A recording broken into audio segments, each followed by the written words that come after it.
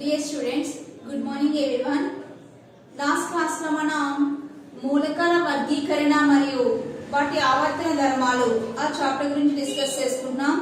దాంట్లో మూలకాలను ఏ విధంగా వర్గీకరణ చేసుకున్నాము, భేద పరిచయ ఎలక్ట్రాన్ అనేది ఏ ఉపకక్షలో అయితే చేరుతుందో దాన్ని ఆధారంగా చేసుకుని మూలకాలను 4 రకాలుగా వర్గీకరణ చేయడం అనేది జరిగింది. అవి S బ్లాక్ మూలకాలు, P బ్లాక్ మూలకాలు, D బ్లాక్ మూలకాలు, F బ్లాక్ మూలకాలు. అంతవరకు లాస్ట్ క్లాస్ లో డిస్కస్ చేసుకున్నాం. నెక్స్ట్ ఈ రోజు క్లాస్ లో మనం ఆవర్తనత అంటే ఏంటి, ఆవర్తన ధర్మాలు ఎన్ని ఉంటాయి, అవి గ్రూప్ లో ఏ విధంగా ఉంటాయి, పీరియడ్ లో ఏ విధంగా ఉంటాయి అనే విషయం గురించి మాట్లాడుకుందాం. ఇది కూడా వెరీ ఇంపార్టెంట్ టాపిక్ అండి. ఎస్ఏ క్వశ్చన్ మిమ్మల్ని అడుగుతారు. ఓకే, నెక్స్ట్ టాపిక్ వచ్చేసి ఆవర్తనత.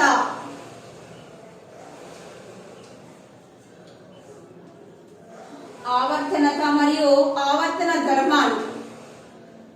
మనకి ఆవర్తన పట్టికలో చాలా మూలకాలు ఉండమనే జరిగింది. ఆవర్తన పట్టికలో మొత్తం మనకి 18 గ్రూపులు ఉన్నాయి. ఆవర్తన పట్టికలో మనకి 18 గ్రూపులు ఉన్నాయి. ఇంకా 7 పీరియడ్లు కూడా ఉన్నాయి. గ్రూపులు వచ్చేసేమో 18 ఉన్నాయి, పీరియడ్లు వచ్చేసేమో 7 ఉన్నాయి. ఈ 18 గ్రూపుల్లోని మూలకాలు 7 పీరియడ్స్ లోని 7 పీరియడ్ లోని మూలకాలకి కొన్ని ధర్మాలు ఉంటాయి. ఈ ధర్మాలు ఒక క్రమానుసారంగా ఒక క్రమ పద్ధతిలో పునరావృతం అయిపోతూ ఉంటాయన్నమాట. అలా పునరావృతం అవ్వడాన్ని మనం ఆవర్తనత అంటాం. ఏ ధర్మాలు పునరావృతం అవుతున్నాయి, ఆ ధర్మాలు గ్రూపుల్లో ఎలా ఉన్నాయి, పీరియడ్ లో ఎలా ఉన్నాయి అనే విషయం చూద్దాం. ధర్మాలు అనేవి మనకి పునరావృతం కావడాన్ని, క్రమానుసారంగా పునరావృతం కావడాన్ని ఆవర్తనత అంటాం. ఏ ధర్మాలు ఇలా పునరావృతం అవుతున్నాయి అనే విషయం చూద్దాం. ఆ ధర్మాలనే ఆవర్తన ధర్మాలు అంటారు. ఆవర్తనత, ఆవర్తన ధర్మాలు. ఆవర్తన ధర్మాల్లో ఫస్ట్ ధర్మం చూద్దాం. ఫస్ట్ది పరమాణు వ్యాసార్థం.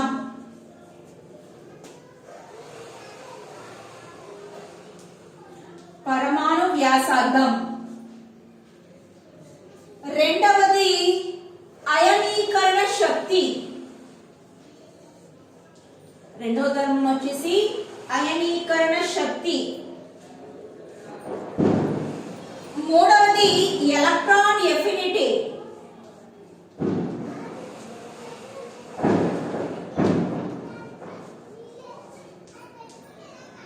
నాలుగో ధర్మం రుణ విద్యుదాత్మకత.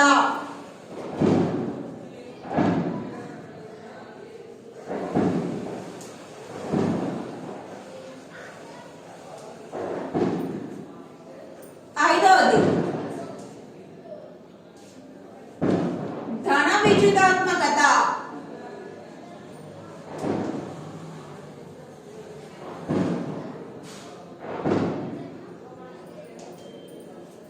ఈ 5 ధర్మాలను మనం ఆవర్తన ధర్మాలు అంటాం. ఇవి గ్రూపుల్లోని పీరియడ్ లోని క్రమానుసారంగా పునరావృతం అవుతూ ఉంటాయి. అంటే ఒక పీరియడ్ లో ఏ విధంగా జరుగుతుందో మిగిలిన పీరియడ్ లో కూడా అలాగే జరుగుతుంది. ఒక గ్రూప్ లో ఈ ధర్మాలు ఏ విధంగా ప్రవర్తిస్తున్నాయో మిగిలిన అన్ని గ్రూపుల్లో కూడా అలాగే ప్రవర్తిస్తాయి. దాన్నే మనం పునరావృతం కావడం అంటాం. ఈ ధర్మాలు పునరావృతం అవడాన్ని ఆవర్తనత అన్నారు. ఈ ధర్మాలను వచ్చేసి ఆవర్తన ధర్మాలు అన్నాం. ఇవి ఏంటో, అవి పీరియడ్ లో గ్రూపుల్లో ఎలా ఉంటాయో మనం 1 by 1 చూద్దాం. ఒకదాని తర్వాత ఒకటి చూద్దాం. ఫస్ట్ది పరమాణు వ్యాసార్థము. ఫస్ట్ ధర్మం వచ్చేసి పరమాణు వ్యాసార్థం. ఇది గ్రూప్ లో ఏ విధంగా ఉంటుందో పీరియడ్ లో ఏ విధంగా ఉంటుందో చూడాలి. అలాగే మిగతావన్నీ కూడా.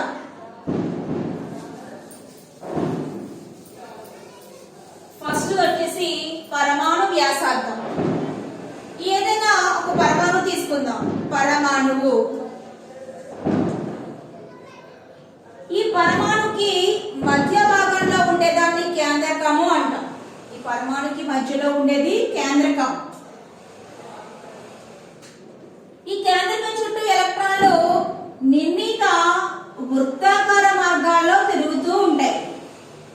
నిర్ణీత వృత్తాకార మార్గాల్లో తిరుగుతూ ఉంటున్నాయి. అలా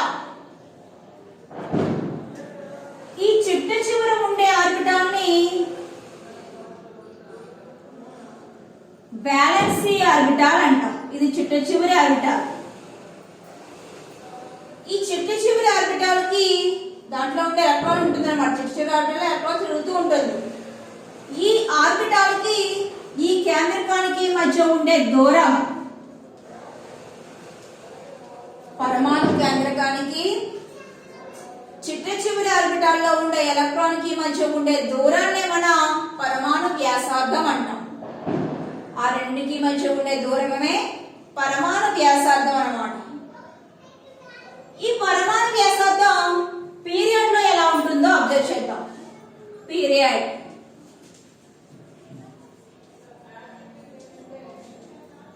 లో మూలకాలు ఎడమ నుంచి కుడివైపుకు ఉంటాయి. ఈ ఎడమ నుంచి కుడివైపుకి పరమాణు వ్యాసార్థం ఏమవుతుందో మనం చెప్పాలి. ఎడమ నుంచి కుడికి పరమాణు సంఖ్య అనేది పెరుగుతుంది. అది పీరియడ్ లో అయినా పరమాణు సంఖ్య పెరుగుతుంది మూలకాలకి, గ్రూప్ లో అయినా సరే పరమాణు సంఖ్య అనేది పెరుగుతుంది. సో పీరియడ్ లో పరమాణు సంఖ్య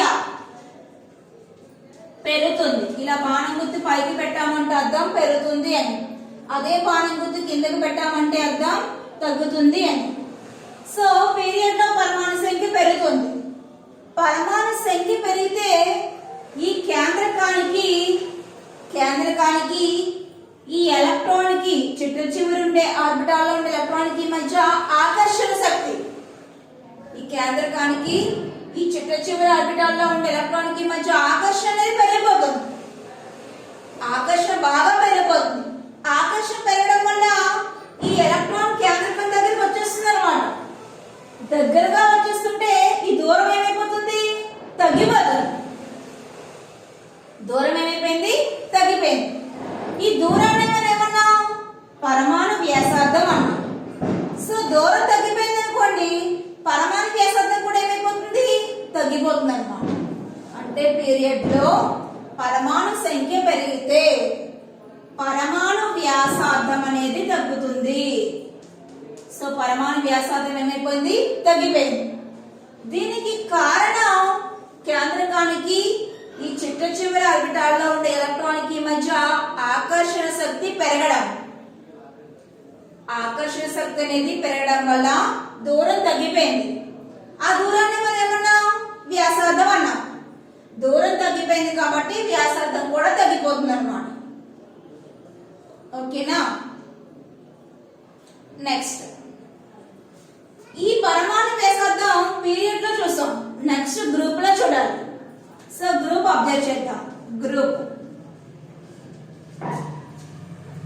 గ్రూప్ అనేది మనం పైనుంచి క్రిందకు చెప్తాం. పీరియడ్ అనేది ఎడమ నుంచి కుడికి మాట్లాడతాం. అదే గ్రూప్ అనేది పైనుంచి క్రిందకు చెప్తాం అన్నమాట. సో గ్రూప్ అనేది పైనుంచి కిందకు మాట్లాడతాం. పైనుండి కిందకు పరమాణు వ్యాసార్థం ఏమవుతుందో మనం ఇప్పుడు చూసుకోవాలి. ఫస్ట్ పరమాణు సంఖ్య ఏమవుతుందో చూద్దాం. పైనుంచి కిందకి మూలకాలకి పరమాణు సంఖ్య ఏమవుతుంది? పెరుగుతుంది. ఎడమ నుంచి కుడికైనా పెరుగుతుంది, పైనుంచి కిందకైనా పెరుగుతుంది. సో గ్రూప్ లో పరమాణు సంఖ్య అనేది పైనుండి క్రిందకు పెరుగుతుంది. సో పరమాణు సంఖ్య పెరిగింది. పరమాణు సంఖ్య పెరిగింది అనుకోండి, పైనుంచి కిందకి ఆర్బిటాల సంఖ్య కూడా పెరుగుతుంది. ఎలక్ట్రాన్లు చేరే ఆర్బిటాల సంఖ్య కూడా పెరుగుతుంది. అంటే ఇప్పుడు ఇలా ఉంది, ఇది ఒక పరమాణు, దీనికి పరమాణు సంఖ్య పెరిగింది. పరమాణు సంఖ్య పెరిగితే ఈ కేంద్రకం చుట్టూ ఉండే ఆర్బిటాల సంఖ్య కూడా ఏమవుతుంది? పెరుగుతుంది అన్నమాట. ఆ కక్షల సంఖ్య కూడా పెరుగుతుంది. పరమాణు సంఖ్య పెరిగితే కక్షల సంఖ్య కూడా పెరుగుతుంది. సో కక్షల సంఖ్య పెరిగిపోయింది. పెరిగితే కేంద్రకానికి ఈ చిట్ట చివరి ఆర్బిటాల్ లో ఉండే ఎలక్ట్రాన్ కి మధ్య దూరం ఏమైపోయింది? ఇది కూడా పెరిగింది. కేంద్రకానికి ఈ చిట్ట చివరి ఆర్బిటాల్ లో ఉండే ఎలక్ట్రాన్ కి మధ్య దూరం కూడా బాగా పెరిగిపోయింది అన్నమాట.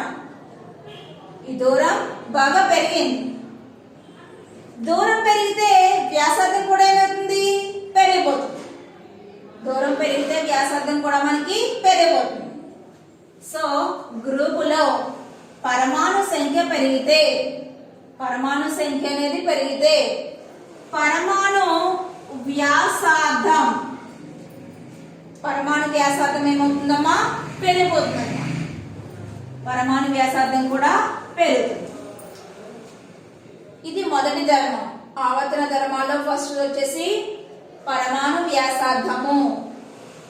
ఇది గ్రూప్ లో మనకి ఏ విధంగా ఉందో, పీరియడ్ లో ఏ విధంగా ఉందో మనం చూసాం. నెక్స్ట్ ధర్మం గురించి మాట్లాడతాం. నెక్స్ట్ ధర్మం వచ్చేసి అయనీకరణ శక్తి.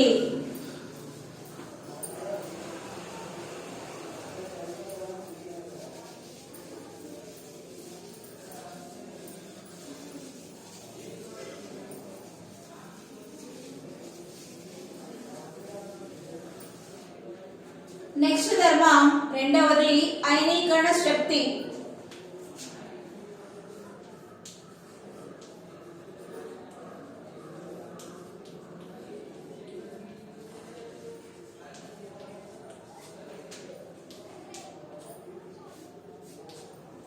అయనీకరణ శక్తి అంటే ఏంటో ఫస్ట్ చూద్దాం. తర్వాత అది గ్రూప్ లో ఏ విధంగా ఉంది, పీరియడ్ లో ఏ విధంగా ఉందో మాట్లాడదాం. సో అయనీకరణ శక్తి అంటే ఇది పరమాణు. దీని మధ్య భాగంలో ఉండేది కేంద్రకం. ఇది చిట్ట చివరి ఆర్బిటాల్. దీంట్లో ఎలక్ట్రాన్ ఉంది. తీసుకున్న పరమాణువు వాయు స్థితిలో ఉన్న పరమాణువు అనుకోండి. అంటే ఇప్పుడు నేను తీసుకున్న ఈ పరమాణువు వాయు స్థితిలో ఉన్నటువంటి పరమాణువు. సో వాయు స్థితిలో ఉన్నటువంటి పరమాణువు తీసుకున్నాను. దాని చిట్ట చివరి ఆర్బిటాల్లో ఎలక్ట్రాన్ ఉంది. ఈ ఎలక్ట్రాన్ ని తొలగించాలి, తీసివేయాలి. ఈ ఎలక్ట్రాన్ ని తొలగించడానికి ఎంత శక్తి అయితే అవసరం అవుతుందో, మనం ఎలక్ట్రాన్ తొలగించాలంటే కొంచెం శక్తి ఇవ్వాలి. అదే ఎలక్ట్రాన్ ని కలిపితే శక్తి బయటకు వస్తుంది. కానీ ఎలక్ట్రాన్ ని తొలగించినప్పుడు మాత్రం మనమే శక్తిని ఇవ్వాలి. సో ఈ చిట్ట చివరి ఆర్బిటాల్లో ఉండే ఎలక్ట్రాన్ ని తొలగించడానికి ఎంత శక్తి అయితే అవసరం అవుతుందో ఆ ఇచ్చే శక్తినే మనం అయనీకరణ శక్తి అంటాం. అయనీకరణ శక్తి అంటే వాయు స్థితిలో ఉన్న పరమాణువు చిట్ట చివరి ఆర్బిటాల్ నుండి ఎలక్ట్రాన్ ని తొలగించడానికి ఇచ్చే శక్తి అన్నమాట. ఆ శక్తి ఎంత అయితే మనం ఇస్తున్నామో ఆ శక్తినే మనం ఏమన్నాం? అయనీకరణ శక్తి అన్నాం. ఇది పీరియడ్ లో ఏ విధంగా ఉంటుంది, గ్రూప్ లో ఏ విధంగా ఉంటుంది అనే విషయం మనం చూడాలి. ఫస్ట్ పీరియడ్ గురించి మాట్లాడతాం. పీరియడ్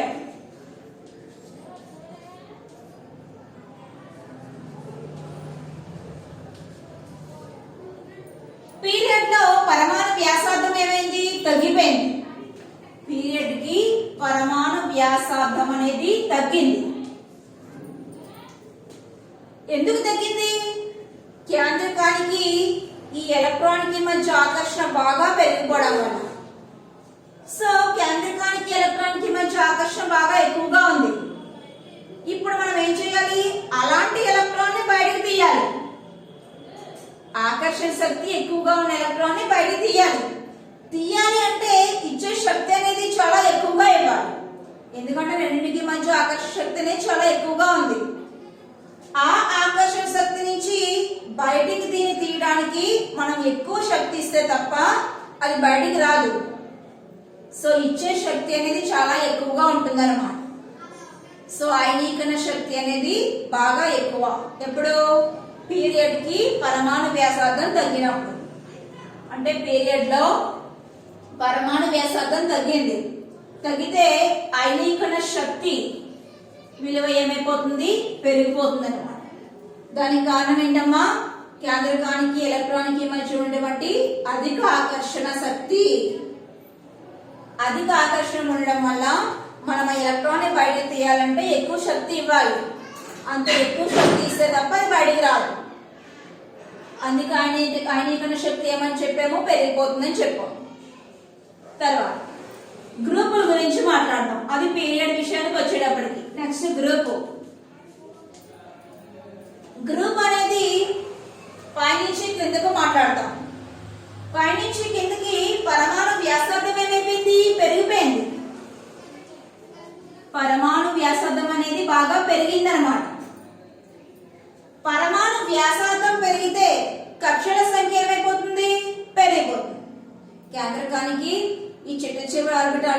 ఎలక్ట్రాన్ కి మధ్య దూరం బాగా పెరిగింది. దూరం బాగా పెరగడం వల్ల ఆకర్షణ శక్తి ఏమో తగ్గిపోయింది. ఆకర్షణ అనేది తగ్గిపోయింది. ఆకర్షణ తగ్గిపోతే ఆ చిట్ట చివరి ఆర్బిటాల్లో ఉండే ఎలక్ట్రాన్ మనం తొలగించడం ఏంటి? సులువనమాట. కొంచెం శక్తి ఇవ్వగానే ఆ చిట్ట చివరి ఆర్బిటాల్ నుంచి ఎలక్ట్రాన్ ఏమైపోతుంది? బయటకు వచ్చేస్తుంది. గ్రూప్ లోనేమో పరమాణు వ్యాసార్థం పెరిగితే అయనీకరణ శక్తి ఏమైపోతుంది? తగ్గిపోతుంది. ఎందుకు తగ్గిపోతుందంటే కేంద్రకానికి ఈ చిట్ట చివరి ఆర్బిటాల్లో ఉండే ఎలక్ట్రాన్ కి మధ్య ఆకర్షణ అంతగా ఉండదు. ఆకర్షణ శక్తి లేదు. సో మనం కొంచెం శక్తి ఇవ్వగానే ఆ ఎలక్ట్రాన్ బయటికి తీసేచ్చు అనమాట. అందుకే అయనీకరణ శక్తి విలువ తక్కువ అనమాట. దేంట్లోనమ్మా? గ్రూప్ లో. ఇది రెండవ ఆవర్తన ధర్మం. ఫస్ట్ ఏమో పరమాణు వ్యాసార్థం, రెండవది వచ్చేసి అయనీకరణ శక్తి. మూడో దాని గురించి మాట్లాడుకుందాం. మూడవది ఎలక్ట్రాన్ ఎఫినిటీ.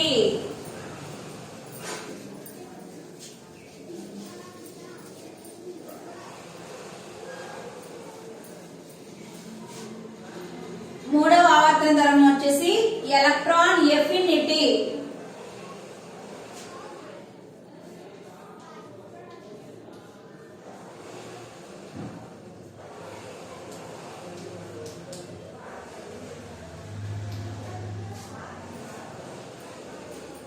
ఎలక్ట్రాన్ ఎఫినిటీ అంటే ఏంటో ఫస్ట్ తెలుసుకుందాం. ఒక పరమాణు తీసుకోండి. పరమాణు మధ్య భాగంలో ఉండేదేమో కేంద్రకం. దీని చుట్టూ కక్షలు ఉంటాయి. ఈ చిట్ట చివరి కక్షలో ఎలక్ట్రాన్. ఈ చిట్ట చివరి కక్షకి మనం ఇప్పుడు ఎలక్ట్రాన్ ని యాడ్ చేయాలి, అంటే కలపాలి. ఏదైనా పరమాణు చూస్తే ఆ పరమాణువు చిట్ట చివరి ఆర్బిటాల్ కి ఎలక్ట్రాన్ ని కలపాలి. దానికి ఎలక్ట్రాన్ ని కలపాలి. కలిపినప్పుడు ఆ పరమాణు నుంచి కొంచెం శక్తి అనేది విడుదల అవుతుంది, బయటకు వస్తుంది.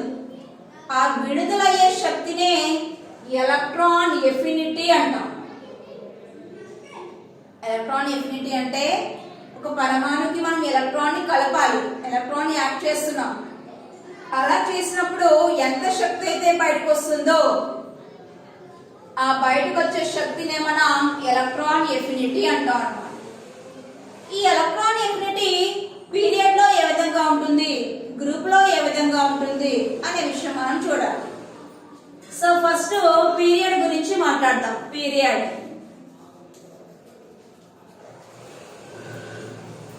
లో పరమాణు వ్యాసార్థం అనేది తగ్గింది. పరమాణు వ్యాసార్థం తగ్గితే ఎలక్ట్రాన్ ఎఫినిటీ అనేది పెరిగిపోతుంది అన్నమాట. అంటే మనం చిట్ట చివరి ఆర్బిటాల్ కి ఎలక్ట్రాన్ ని కలపడానికి అలా కలిపినప్పుడు బయటకు వచ్చే శక్తి చాలా ఎక్కువగా ఉంటుంది. అందుకే ఎలక్ట్రాన్ ఎఫినిటీ ఏమని చెప్పాం? పెరిగింది అని చెప్పాం. తర్వాత గ్రూప్ లో ఏమవుతుందో చూద్దాం. గ్రూప్ లో మనం ఎడమ నుంచి కుడికి మాట్లాడతాం. పీరియడ్ అనేది ఎడమ నుంచి కుడికి మాట్లాడతాం. గ్రూప్ అనేది పైనుంచి కిందికి మాట్లాడతాం. సో పైనుంచి కిందికి పరమాణు వ్యాసార్థం అనేది పెరిగిపోయింది. పెరిగినప్పుడు చిట్ట చివరి ఆర్బిటాల్ కి మనం ఒక ఎలక్ట్రాన్ ని కలపాలి. అలా కలిపినప్పుడు ఎంత శక్తి అయితే విడుదలవుతుందో అదే ఎఫినిటీ. ఇప్పుడు శక్తి అనేది బాగా తక్కువగా ఉంటుంది. ఎలక్ట్రాన్ ని కలపడం అనేది సులువు అన్నమాట. ఎలక్ట్రాన్ ని కలిపినప్పుడు కొంచెం శక్తి మనకి బయటకు వస్తుంది. అంటే ఎలక్ట్రాన్ ఎఫినిటీ విలువ తక్కువ దేంట్లోనమ్మా? గ్రూప్ లో. కానీ పీరియడ్ లో ఎలక్ట్రాన్ ఎఫినిటీ అనేది ఎక్కువ. ఇది మూడవ ఆవర్తన ధర్మం. నాలుగోది చూద్దాం. ఫస్ట్ ఏమో పరమాణు వ్యాసార్థం, రెండవదేమో అయనీకరణ శక్తి, మూడోది వచ్చేసి ఎలక్ట్రాన్ ఎఫినిటీ. ఇంకా నాలుగో దాని విషయానికి వస్తే రుణ విద్యుదాత్మకత. నాలుగో ఆవర్తన ధర్మం రుణ విద్యుదాత్మకత. దాన్ని మనం ఎలక్ట్రాన్ నెగటివిటీ అని కూడా అంటాం. రుణ విద్యుదాత్మకత అంటే ఏంటి? అది గ్రూప్ లో ఏ విధంగా ఉంటుంది, పీరియడ్ లో ఏ విధంగా ఉంటుందో చూద్దాం.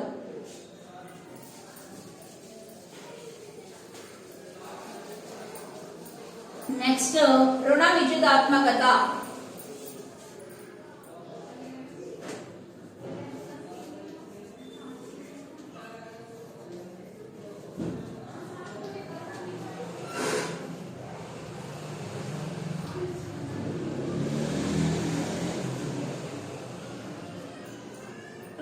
విద్యుదాత్మక అంటే ఏంటో చూడండి. ఏదైనా ఒక జంట ఎలక్ట్రాన్ తీసుకోండి, ఎలక్ట్రాన్ జంట. సో ఒక ఎలక్ట్రాన్ జంటను తీసుకున్నాం.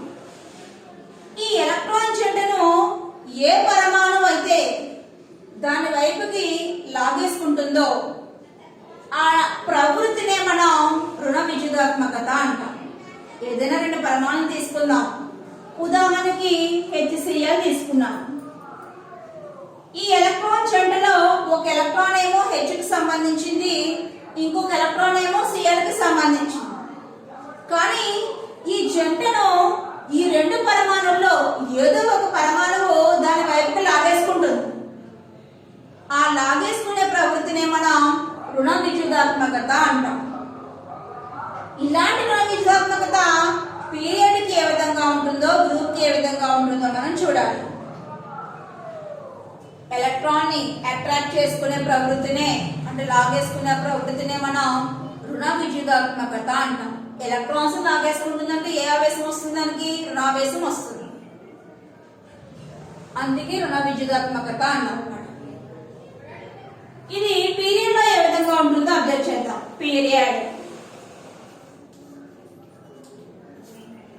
పీరియడ్ లో ఎడమ నుంచి కుడికి పరమాణు వ్యాసార్థం అనేది తగ్గింది. వ్యాసార్థం తగ్గితే కేంద్రకానికి ఎలక్ట్రాన్ కి మధ్య ఆకర్షణ ఏమైపోయింది? పెరిగిపోయింది. ఎందుకు పెరిగింది అంటే ఎలక్ట్రాన్ కి రుణావేశం బాగా ఎక్కువగా ఉంది కాబట్టి కేంద్రకం దాన్ని బాగా ఆకర్షించుకుంటుంది. అంటే మనకి పీరియడ్ లో పరమాణు వ్యాసార్థం తగ్గితే రుణ విద్యుదాత్మకత ఏమవుతుందమ్మా?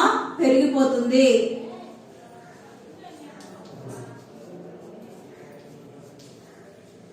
పెరిగిందన్నమాట. గ్రూప్ లో ఏమవుతుందో చూద్దాం. గ్రూప్ అనేది పైనుంచి క్రిందకు మాట్లాడుకుంటాం మనం. సో పైనుంచి కిందకి పరమాణు వ్యాసార్థం ఏమైపోతుంది? పెరిగిపోయింది. పరమాణు వ్యాసార్థం బాగా పెరిగింది. పరమాణు వ్యాసార్థం పెరిగితే రుణ విద్యుదాత్మకత అనేది తగ్గిపోతుంది. ఎందుకంటే కేంద్రకానికి ఎలక్ట్రాన్కి మధ్య ఆకర్షణ అంతగా లేదు. ఎందుకు లేదంటే దాని దగ్గర రుణావేశం తక్కువగా ఉంది కాబట్టి. అంటే గ్రూప్ లో పరమాణు వ్యాసార్థం పెరిగిపోతే రుణ విద్యుదాత్మకత ఏమైపోతుంది? తగ్గిపోతుంది.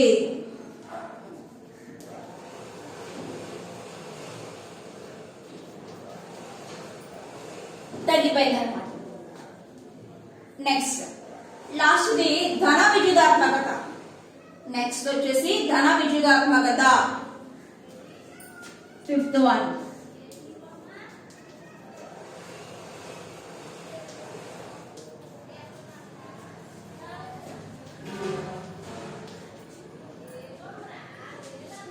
ధన విద్యుదాత్మకత అంటే ధనావేశం ఎక్కువగా ఉండడం. అది గ్రూప్ లో ఏ విధంగా ఉంటుంది, పీరియడ్ లో ఏ విధంగా ఉంటుందో అబ్జర్వ్ చేద్దాం. సో ఫస్ట్ పీరియడ్ చూద్దాం. పీరియడ్ అనేది ఎడమ నుంచి కుడికి మాట్లాడతాం. సో పీరియడ్ కి రుణ విద్యుదాత్మకత ఏమైపోయింది? పెరిగిపోయింది. అంటే రుణావేశం పెరిగితే ధనావేశం ఏమవుతుందమ్మా? తగ్గుతుంది.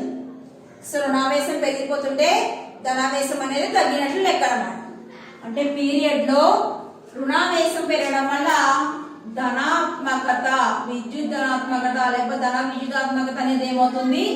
తగ్గిపోతుంది. దానికి కారణం ఏంటి? రుణ విద్యుదాత్మకత పెరగడం.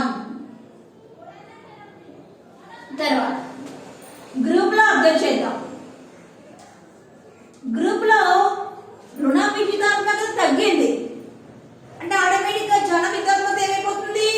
పెరిగిపోతుంది. ధనావేశం తగ్గిందంటే రుణావేశం పెరుగుతుందని, ధనావేశం పెరిగిందంటే రుణావేశం తగ్గుతుందని. సో పీరియడ్ లో రుణావేశం పెరిగింది, అందుకే ధనావేశం తగ్గింది. అదే గ్రూప్ లో రుణావేశం తగ్గింది, సో ధనావేశం అనేది పెరుగుతుంది అనమాట. ధన విద్యుదాత్మకత అనేది పెరిగింది. ఇవి ఆవర్తన ధర్మాలు. ఆవర్తన మరియు ఆవర్తన ధర్మాలు. ఆవర్తనత అంటే ఆవర్తన ధర్మాలు ఒక క్రమానుసారంగా పీరియడ్ లోను గ్రూప్ లోను పునరావర్తం కావడాన్ని ఆవర్తనత అన్నాం. అలాంటి ఆవర్తన ధర్మాలు మనకు 5 ఉన్నాయి. అవి పీరియడ్ లోని ఒకే విధంగా ఉంటాయి, గ్రూప్ లో కూడా ఒకే విధంగా ఉంటాయి అన్నమాట. పీరియడ్ అంతా ఒకే విధంగా ఉంటాయి, గ్రూప్ అంతా ఒకే విధంగా ఉంటాయి. అలాంటివి పరమాణు వ్యాసార్థం ఫస్ట్ది, నెక్స్ట్ అయనీకరణ శక్తి, మూడవది ఎలక్ట్రాన్ ఎఫినిటీ, నాలుగో విషయానికి వస్తే రుణ విద్యుదాత్మకత, ఐదో ధన విద్యుదాత్మకత. వెరీ ఇంపార్టెంట్ టాపిక్ అండి ఇది. ఎస్ఏ క్వశ్చన్ కి మిమ్మల్ని అడుగుతారు. మీరు ఆవర్తనత నిర్వచనం రాయాలి. ఈ 5 ధర్మాలను వివరించి అవి గ్రూప్ లో ఏ విధంగా ఉంటాయి, పీరియడ్ లో ఏ విధంగా ఉంటాయో కూడా రాయాలి. ఇంకా నెక్స్ట్ కాన్సెప్ట్ నెక్స్ట్ క్లాస్ లో డిస్కస్ చేసుకుందాం. ఓకే.